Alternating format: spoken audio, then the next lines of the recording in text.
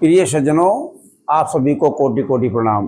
गुरुदेव महाराज की जय, रामचंद्र भगवान की जय, बालाजी भगवान की जय। देखिए, आज हम आपको सत्संग के बारे में बताएंगे।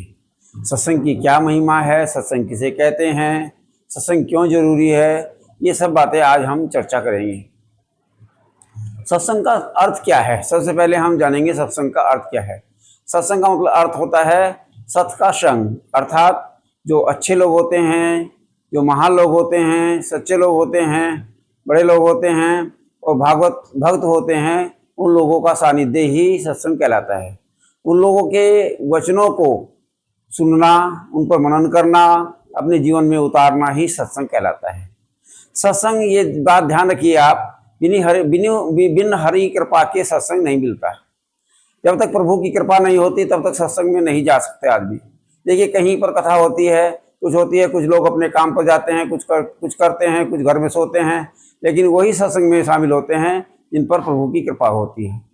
तो ये बिन हरि कृपा मिले नहीं सत्संगा, तो बिन हरि कृपा के सत्संग नहीं होता, ये बात ध्यान रखिए।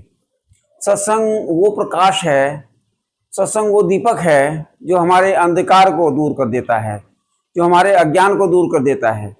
सत्संग हमारे जीवन में बहुत ही महत्व रखता है। सत्संग वो ज्ञान गंगा है जो मनुष्य की मन के मैल रूपी मनुष्य के जो अंदर मन होता है, उसका जो मैल होते हैं, काम, क्रोध, मद, लोभ, इनको दूर कर देता है। गंगा में तो केवल हम गोता लगाते हैं, अपने शरीर के पाप धोते हैं, लेकिन सत्संग रूपी ज्ञान गंगा में अगर गोता लगाते हैं तो हमारे मन के मैल धुल जाते हैं, काम, क्रोध, मद, लोभ सब दूर हो जाते हैं। सत्संग हमें सकारात्मकता की ओर ले जाता है। आज के जीवन में देखा होगा आपने, मनुष्य को स्ट्रेस, तनाव, डिप्रेशन, दुख, ये सब कुछ सताते हैं। क्यों? क्योंकि वो भौतिकता में लिप्त है। यदि वो थोड़ी देर सत्संग में बैठ जाए तो ये सारी चीजें उसकी गायब हो जाती हैं। सत्संग बहुत ही महत्व है हमारा सत्संग के अंदर। हमें सत्संग करना चाहिए, चाहे 1 घड़ी का हो, चाहे आध घड़ी का हो। तो कहा कि 1 घड़ी आधी घड़ी, आधी तू आध, तुलसी संगत साधु की कटे कोटि कोटि अपराध। अगर 1 आध घड़ी का भी सत्संग मिल जाए, 1 घड़ी में से भी आधी घड़ी का सत्संग मिल जाए, आधी घड़ी में आधी घड़ी का सत्संग मिल जाए, घड़ी का मतलब 24 मिनट होते हैं, तो ये समझ लीजिए हमारे पाप नष्ट हो जाते हैं, जन्मांतर के पाप नष्ट हो जाते हैं। ये सत्संग की ताकत है। सत्संग का मतलब ये धार्मिक कथाएं सुनना ही नहीं है, उन कथाओं को सुनकर मनन करना, उन पर उनके मनन करने के बाद उन्हें अपने आचरण में उतारना ही सत्संग कहलाता है। सत्संग ये नहीं कि हमने धार्मिक कथाएं सुन ली बस हम तो सत्संगी हो गए ना, अपने जीवन में उतारना उनके जरूरी है। उन पर मनन करना, चिंतन करना, सोचना और अपने कर्मों में लाना, अपने जीवन में उतारना ही सत्संग कहलाता है। सत्संग के बारे में रामचरितमानस में कहा, तात स्वर्ग अपवर्ग सुख धरा तुला एक अंग, तुलना ताही सकल मिली जो सुख लो सत्संग।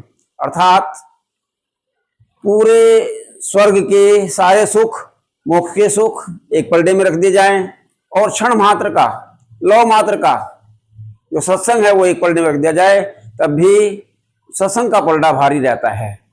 सत्संग इसी मानुष तन में हमें मिल पाता है, क्योंकि सत्संग के लिए हमें किसी अन्य योनि की आवश्यकता नहीं होती।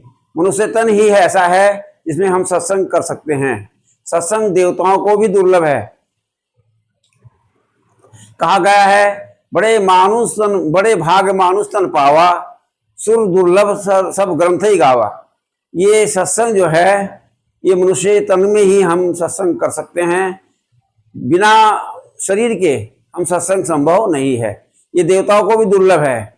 एक बार जब सुखदेव ऋषि परीक्षित जी को ज्ञान दे रहे थे, तब क्या हुआ कि देवता आए स्वर्ग से और कहने लगे कि तुम अमृत का कलश ले लो और हमें क्या कर दो, सत्संग दे दो।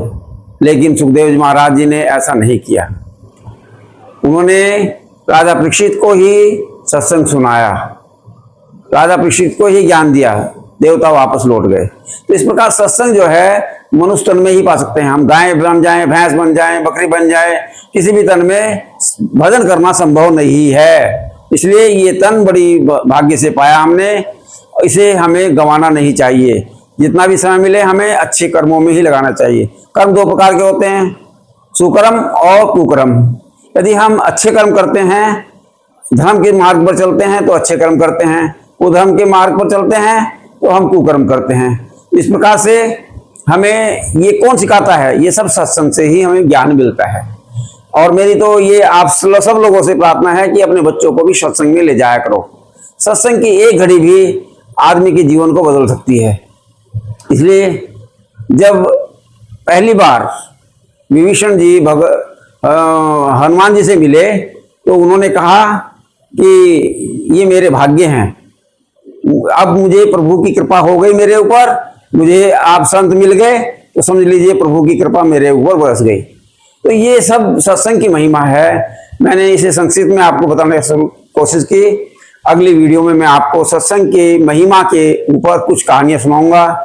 आशा करता हूं कि सत्संग के बारे में ये जानकारी आपको अच्छी लगी होगी। धन्यवाद, कोटि कोटि प्रणाम।